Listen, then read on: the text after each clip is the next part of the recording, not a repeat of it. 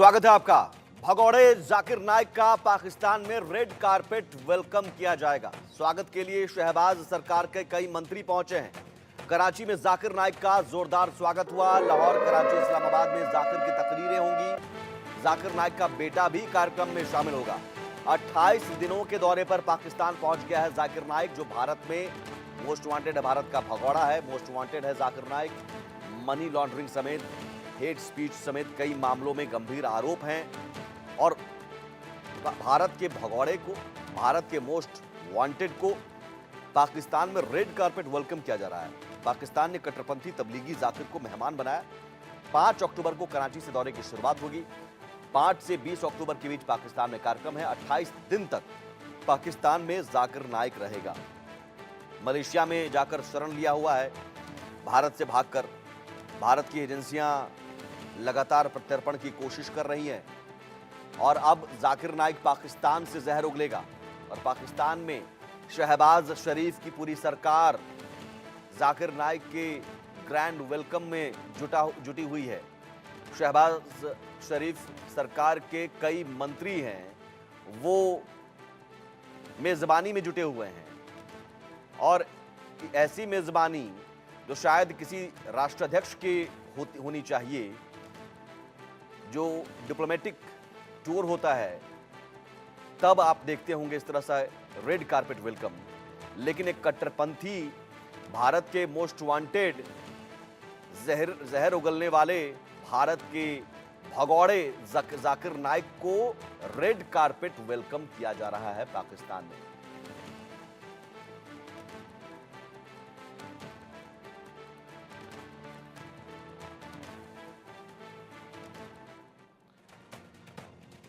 जहरीले की पाकिस्तान यात्रा, मैं जहरीला कह रहा हूं, वो जहरीला इंसान है, जहर उगलता रहा है, लेकिन सामने से हिम्मत नहीं है कि वो आ सके, भारत का सामना कर सके। अब पाकिस्तान जाएगा।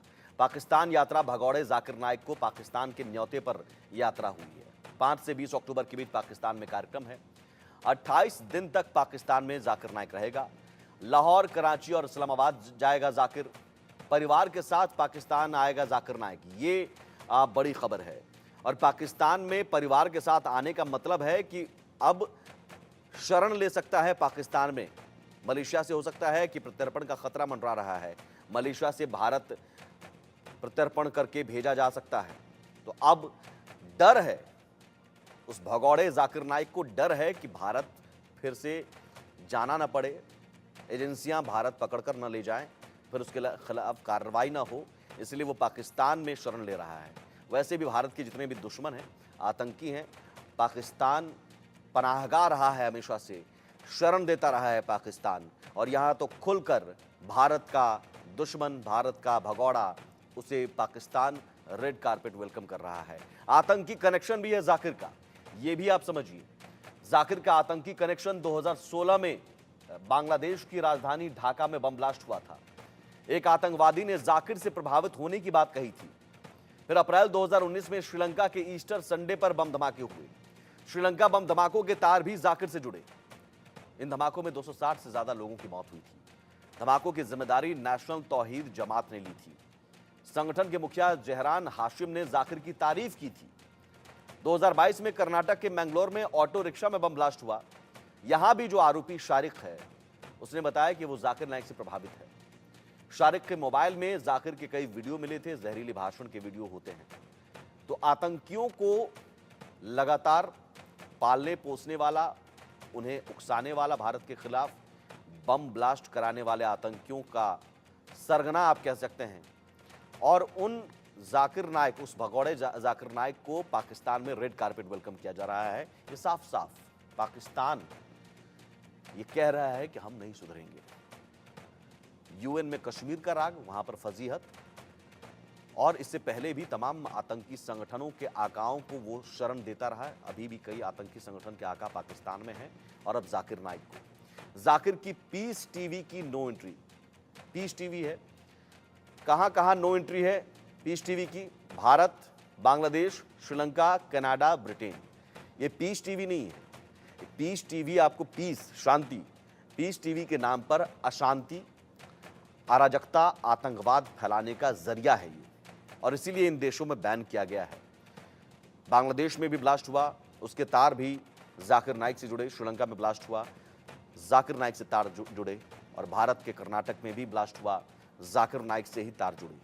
और ये पीस टीवी के जरिए बार बार अपने भाषण के जरिए उकसाता है, जहर उगलता है, मुसलमानों को भारत के खिलाफ भड़काता है।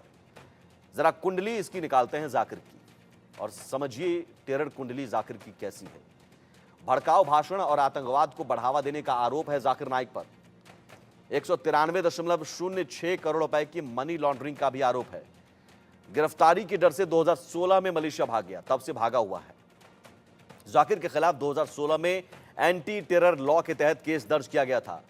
जून 2017 में कोर्ट ने नाइक को अपराधी घोषित किया। मई 2019 में टेरर फंडिंग मामले में चार्जशीट भी दायर की जा चुकी है।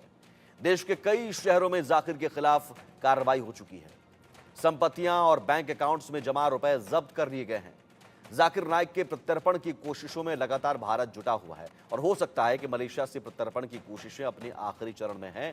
और यही वजह है कि डर है, जाकिर नाइक में एक डर है, उस भगौड़े में डर है, और इसीलिए वो भगौड़ा पाकिस्तान जा रहा है शरण लेने।